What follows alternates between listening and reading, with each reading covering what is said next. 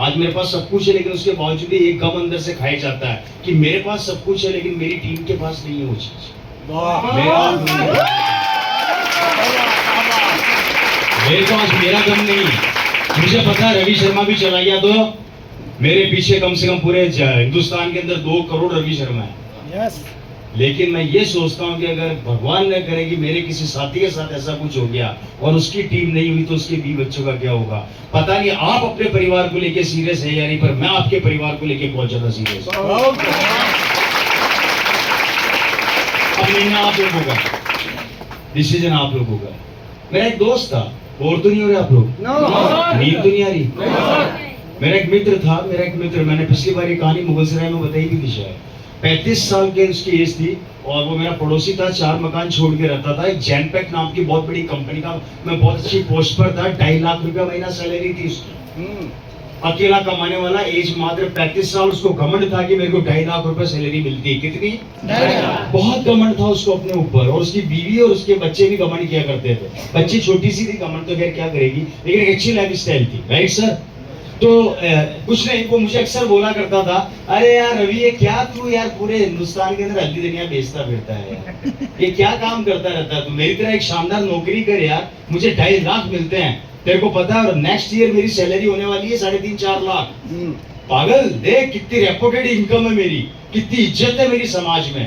मैंने कहा यार भाई तेरी किस्मत है, मेरी किस्मत अलग है, भगवान ने सबकी अपनी अपनी डेस्टिनी लिखी हुई है। तू नौकरी कर, तुझे नौकरी में खुशी मिलती है और मुझे समाज सेवा में खुशी मिलती है, इसलिए मैं समाज सेवा कर रहा हूँ। पैसों की जरूरत तो भगवान की दया से है नहीं करूंगा तो भी आना है। Right sir? yes, sir. बात हो रही थी, ऐसे ही हो रही थी। अगले दिन भाई साहब सोए और सुबह उठे ही नहीं। भाई साहब को सैलेड अटैक आया रात को, और एक सिंगल अटैक के अंदर, आजकल अटैक भी तो बहुत ज्यादा एडवांस हो गए ना टेक्नोलॉजी के साथ। पहले 3 आते थे, फिर 2 हुए, अब 1 में क्यों? हाँ चेक कर लो।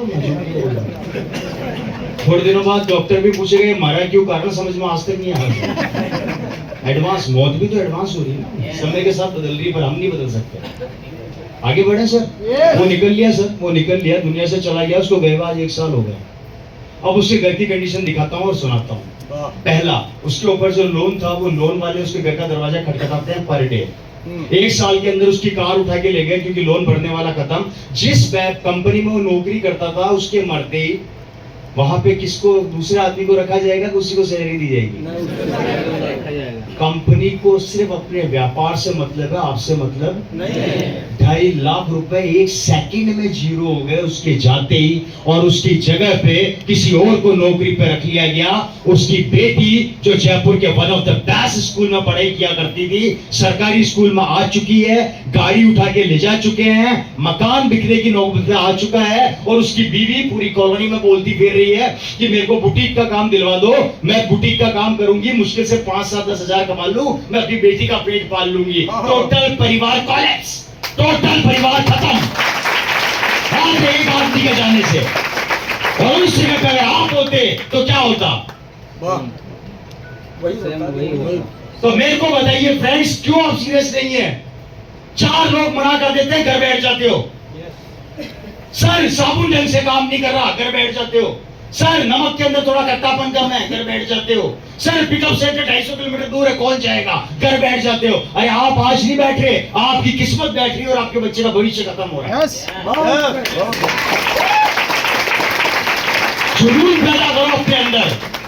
अरे कमियां बहुत ढूंढ ली मेरे भाई, 40 साल हो गए लाइफ के कमियां ढूंढते ढूंढते। अब तो कम से कम अच्छाइयां ढूंढना चालू कर दो।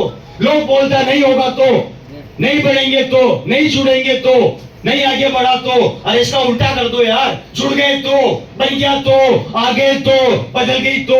अगर तो ही लगाना है तो दोनों तरफ लगाओ ना। जब तो ही लगाना है तो दोनों तरफ लगाओ साला। जब नेगेटिविटी में तो लगा रहे हो तो पॉजिटिविटी में भी तो लगाओ।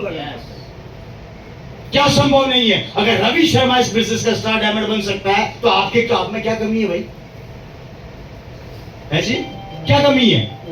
नाक मुंह तो नहीं बात साहब, क्या मेरे सींग है? सर नाक मुंह सब में वही है कमी की। बस मेरे क्या सींग निकले हुए हैं, पूंछ निकली हुई है भाई साहब। या मेरे फादर क्या मेरी फैमिली में निकला हुआ था, कुछ नहीं, डिसीजन मेकर, डिसीजन लेने की शक्ति हमारे अंदर आप लोगों से कई गुना ज्यादा है, इसलिए हम रुकते नहीं है। आज की तारीख में अगर मैं 30 के 30 दिन घर में सोता रहूं ना मेरे भाई, तो मेरे पास इतना पैसा आता है जितना आप सोच नहीं सकते, आगे बताऊंगा। लेकिन उसके बावजूद भी मैं महीने के 15 दिन काम करता हूँ। आज घर से निकले हुए मुझे 5 दिन हो गए और 5 दिन लगातार ट्रैवलिंग कर रहा हूँ। कल की रात की कहानी बताऊंगा तो दिमाग खराब हो जाएगा। बताएं सर। सुन लो, अगर आपको सुननी है तो सुनाई देता हूँ। ट्रेन भाई साहब रिजर्वेशन करवाया मैंने, कहाँ से? सुल्तानपुर से। सुल्तानपुर मीटिंग खत्म होते ही तुरंत मेरे को ट्रेन नहीं मिली, ट्रेन छूट गई। अब क्या करूं? मुझे चौराहे पे लाया गया, वहां पे एक बस खड़ी थी, उस बस में मेरे को बिठा दिया, वो भी यूपी की शानदार बस, विदाउट एसी। सीट नहीं मिली, पीछे की एक सीट पर जैसे तैसे घुस के बैठ गया। अब वो बस कड़ वो साली पूछा ले धाड़ धाड़। मैंने कहा ये क्या हो रहा है? मैं जाते जाते मेरे सारे अस्थि पंजे ढीले हो जाएंगे। बस आधे रास्ते पहुंची, बस खराब। 1 घंटा बाद पसीने के अंदर पसीना बहा रहा हूँ, खड़ा खड़ा है, बाप रे कोई तो आ जाओ। एक बेचारा ई रिक्शा वाला आ रहा था, वो सवारियां भर गया। मैंने कहा भाई साहब क्या हुआ? यार बस भाई साहब जौनपुर जा रहा हूँ, जौनपुर पड़ता है बीच में। बोला जौनपुर तक छोड़ दूंगा। मैं कितने रुपए लेगा? बोला 50 रुपए। मैं कहा 100 दूंगा, तू पहले मेरे को ले चल। उसने बोला सर बिठाऊंगा। मैंने कहा मुझे नहीं पता, तू कहीं पर भी बिठा। मैं अपना बैग, अपना मेरा जो ट्रॉली बैग था उसको सीने पर रख के उसके आगे वाली सीट पे यूं बैठ गया, इधर मुंह करके। रिक्शा यूं जा रहा है, मैं यूं बैठा हूं। चलने दे। जौनपुर उतरा, उतरते ही वहां एक बस खड़ी, वाराणसी वाराणसी वाराणसी वाराणसी। मैंने कहा वाराणसी, बैठ जाओ। वही यूपी बस, फिर बैठ गया। इधर फोन पे फोन आ रहे हैं, सर कहाँ पहुंचे? अरे सर का पहले दिमाग खराब हो गया। और मुझे पता नहीं कौन कौन फोन कर रहा। अब मैं किसी से बात नहीं कर रहा, कैसे कर रहा मुझे अभी भी नहीं पता। आप में से किस किसका फोन है? मैं फोन किया था, तुमसे सर बनारस आ गए आपने? नहीं। पता नहीं किस, मैं उस समय मेरा पारा चढ़ा हुआ था। अब इधर फोन बजे, इधर हाथ में बैग। फोन निकालूं या बैग निकालूं? बैग छोड़ूं तो फोन में, फोन निकालूं तो बैग गिर जाए। अब ये साला रुक नहीं रहा। वो बगल में बोल रहा भाई साहब थोड़े उधर हो ना। मैंने कहा बाहर बैठता हूं।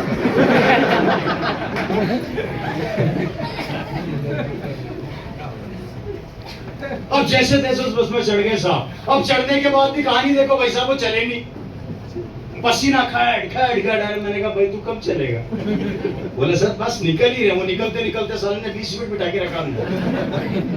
बगल में एक आदमी, वो भी पसीना पड़ रहा। मैं कहा भाई साहब क्या हो गया? बोले भाई साहब ऐसे ही है। अब उसने पता नहीं वो जर्दा वर्दा खा रहा। मैं कहा यार तुम्हारा सही टाइम पास है।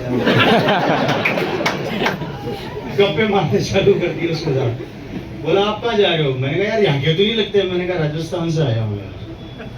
बोला ठीक है। बात करते करते रात को मेरे को आते आते 10 साढ़े 10 शायद, और किसी का भी फोन आया था। मैंने बोला भाई मैं अभी नहीं पहुंचा यार, मेरे को अभी छोड़ दो। किसने फोन किया था? फिर मैंने आखिरी में बोला था, आपको बोला था क्या? मैंने कहा सर मेरे को अभी डिस्टर्ब मत करो, मैं पूरा डिस्टर्ब हुआ पड़ा। हालत ऐसी हो गई थी सर, होटल तक आते आते ऐसी हालत हो गई थी। मैंने कहा अब मैं या तो, अच्छा बिलीव नहीं करेंगे सर, सुबह से कुछ नहीं खाया था।